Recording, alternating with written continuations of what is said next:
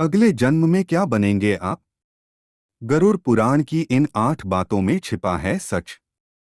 व्यक्ति को अपनी मृत्यु के बाद कर्मों के आधार पर स्वर्ग और नरक की प्राप्ति होती है। गरुड़ पुराण में यह भी बताया गया है कि कर्मों के आधार पर अगले जन्म में व्यक्ति किसी रूप में जन्म लेता है। गीता में कहा गया है कि आत्मा अजरमर है। जैसे व्यक्ति अपने कपड़ों को बदलता है, आत्मा भी उसी प्रकार शरीर बदलती है। गरुड़ पुराण में मनुष्य के कर्म का लेखा जोखा बताया गया है, जिससे मनुष्य के पाप और पुण्य निर्धारित होते हैं। मान्यता है कि व्यक्ति को अपनी मृत्यु के बाद कर्मों के आधार पर स्वर्ग और नरक की प्राप्ति होती है। गरुड़ पुराण में यह भी बताया गया है कि कर्मों के आधार पर अगले जन्म में व्यक्ति किसी रूप में जन्म लेता है। आइए बताते हैं आपको गरुड़ पुराण क्या कहता है। इस तरह तय होता है अगला जन्म। महिलाओं का शोषण करने वाला। जो लोग महिलाओं का शोषण करते या कराते हैं, वो अगले जन्म में भयानक रोगों से पीड़ित होते हैं। वहीं अप्राकृतिक रूप से संबंध बनाने वाला अगले जन्म में नपुंसक, गुरु पत्नी के साथ दुराचार करने वाला कुष्ठ रोगी होता है। पालन पोषण करते हैं, जैसे लूटपाट, जानवरों को सताना या शिकार खेलने वाले अगले जन्म में किसी कसाई हत्थे चढ़ने वाला बकरा बनते हैं।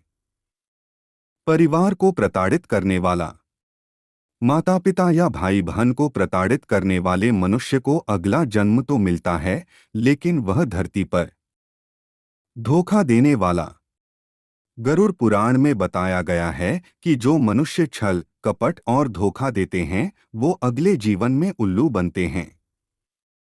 वहीं झूठी गवाही देने वाला दूसरे जन्म में अंधा पैदा होता है। हिंसा करने वाला। गरुड़ पुराण के अनुसार जो व्यक्ति हिंसा करके परिवार का ब्रह्मराक्षस बनता है। पुरुष का महिलाओं जैसा व्यवहार। यदि कोई पुरुष महिलाओं वाला आचरण करता है, स्वभाव में महिलाओं वाली आदतें ले आता है, तो ऐसे पुरुषों को अगले जन्म में स्त्री का रूप मिलता है। मृत्यु के समय भगवान का नाम। अगर कोई मृत्यु के समय भगवान का नहीं आ पाते क्योंकि उनकी मृत्यु गर्भ में ही हो जाती है। गुरु का अपमान करने वाला। गुरु का अपमान यानी भगवान का अपमान। ऐसा करना नरक के द्वार खोलने जैसा है। गरुड़ पुराण में कहा गया है कि गुरु से कुतर्क करने वाला शिष्य अगले जन्म में जल रहित वन में नाम लेता है तो वो मुक्ति के मार्ग पर अग्रसर हो जाता है। इसलिए शास्त्रों में कहा गया है कि मरते समय राम का नाम लेना चाहिए। हत्या करने वाला।